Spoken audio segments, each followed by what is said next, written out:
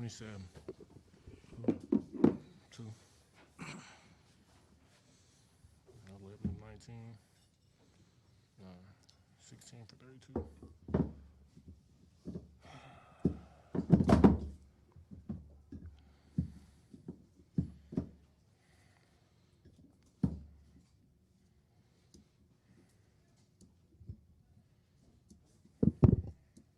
Beat us on the boards.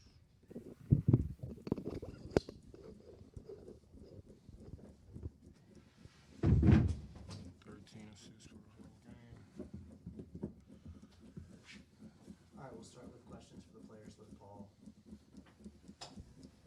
I guess for either one of y'all, but Josh, particularly in the backcourt, what were they doing so much with their screens and getting a lot of good looks from three? I know some were tough shots, but first half they got some pretty good looks from three.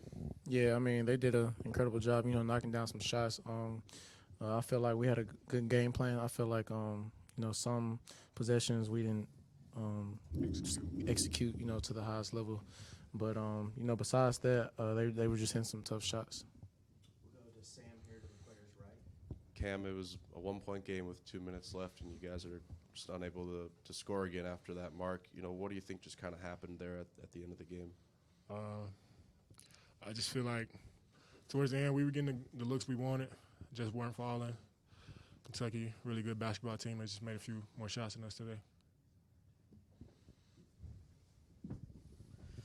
Cam, you definitely seem to have a nose for the ball in this game. 6 steals, and you were able to translate that some into the offensive end. What were you sort of noticing from them offensively, and were able to, take advantage of some of the things they were doing? I guess I was just sort of in the right spot at the right time, just capitalizing on their few mistakes they made. We'll go back to Mitch in the back right. Guys, for both of y'all, talk about that crowd out there. I know obviously a disappointing loss, but the hump was bumping tonight. Obviously, the sold-out crowd for next week against Ole Miss. Talk about what that means to y'all as well. Yeah, I mean, it means a lot. This city, we know we have a lot of support. We know the fans love our team. They just did an unbelievable job. I'm glad they came, even in this weather, so shout out to them. But hopefully we can give them a better performance next week. What did it take to be able to respond to Kentucky pretty much every time they were able to get a lead for you guys to be able to close? And what did it take to be able to do that almost every time? I feel like that just shows, how tough this league is. A lot of good teams in this league. They're one of them. We're one of them. Just was a dogfight today. They just made a few more plays than us. A couple more for the questions for the players. We'll go back to Paul here to the players' left.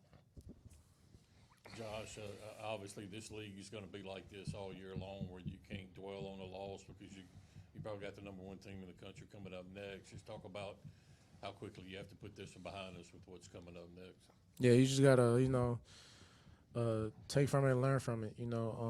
Take the mistakes that we did, and just move on. Learn from it. That's about the best thing we can do heading to next week. Go ahead, Sam. Josh, obviously last season a lot of the scoring from this team came from you.